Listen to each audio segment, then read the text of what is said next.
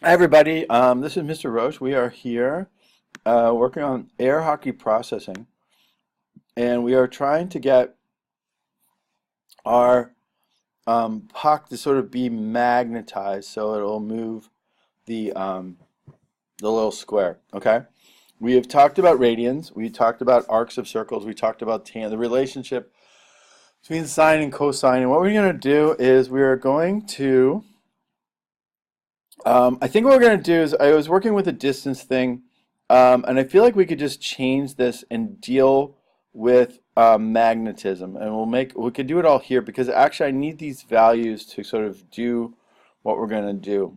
So I'm going to make a change, okay?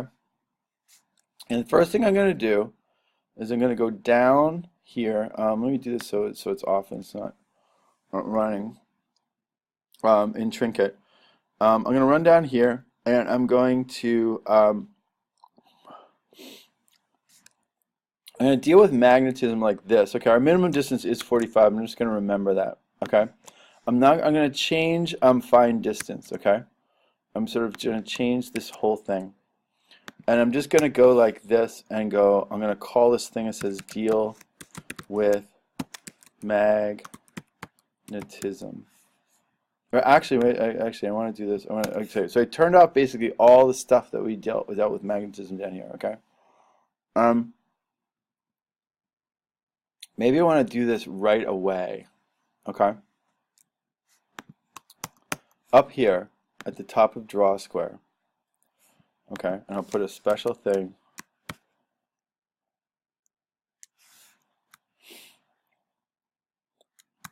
Before I change the speeds, because this affects the speed. Okay, I'll see if this works the best.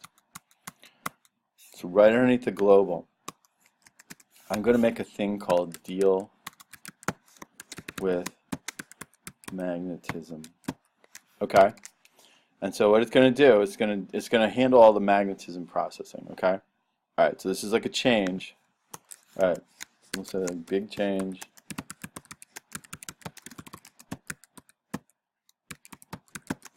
Okay, and I'm doing it so that I get my x speed and y speed changed before I change the speed. So then we'll change the speed, then we'll handle the boundary control stuff, okay?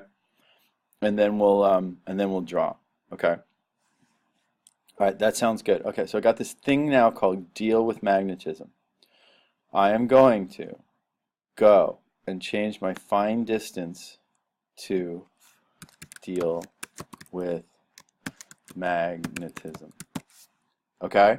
I'm gonna like stop for a second, just contemplate that. Okay, my magnetism now is no longer going to like deal with anything. Okay, so I'm gonna take this out of it. So it's just gonna do a job now for me. Okay, but what's cool is that I have my distance, and I can put my minimum distance here too. Okay.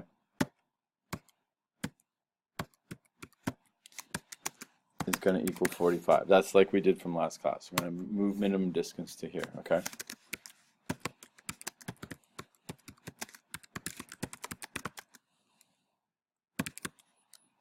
And down. Okay, there we go. Okay, now what I need to do is I need to find an angle really badly, okay? and I'm going to use this thing called arc cosine, which lets you find an angle from the relationship between um, two triangles. Okay, so if I give it, let me see if we can kind of trying to look at this really quickly. Basically, sine and cosine deal with the relationship between the hypotenuse and one of the sides. Okay, if you have an angle here, okay, and let's say that angle is 30 degrees. Okay.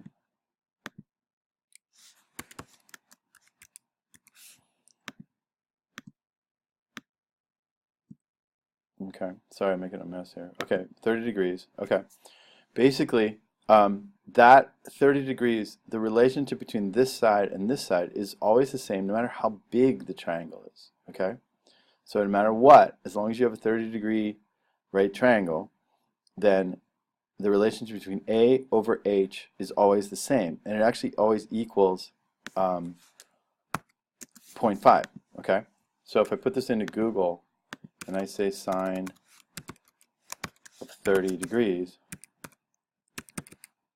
okay, it knows these kind of things. So it knows that it's 5. See that? Okay, it always knows this. So basically you can rely on this to do some like calculations and stuff, okay?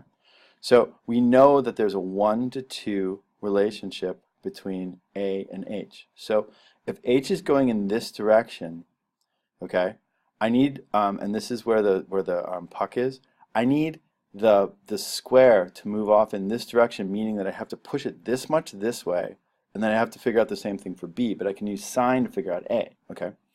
So basically there's a 1 to 2 relationship between A and H, okay?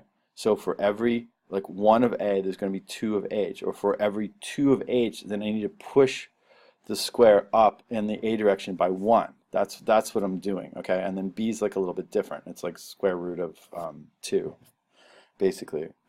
So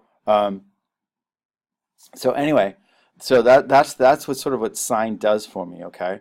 But the computers run sine in terms of degrees, okay? And I can actually figure out my angle based on, like, we found out this distance, and we found out this distance. This is like this, like the distance of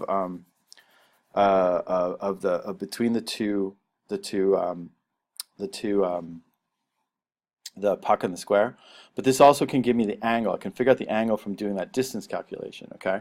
So, and I can use that. So what I can do is I can throw this into, if sine is a half, I can throw sine a half back into sine, and it'll give me 30 degrees.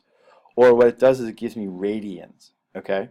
And if I take 30 degrees divided by 360, that's 1/12 of whatever of a circle, and the circumference as it is just 2 pi. That's how many radians we get, and that's the kind of number I get back, okay?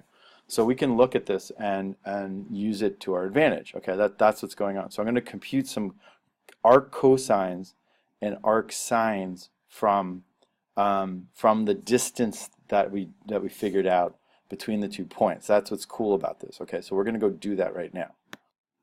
Okay, so I want to go like this and use, let me see. Okay, so wait a second. So what we're going to do is we're going to use these arc sine and cosine things here, and I'm going to do this in another video. I'll see you in part 2.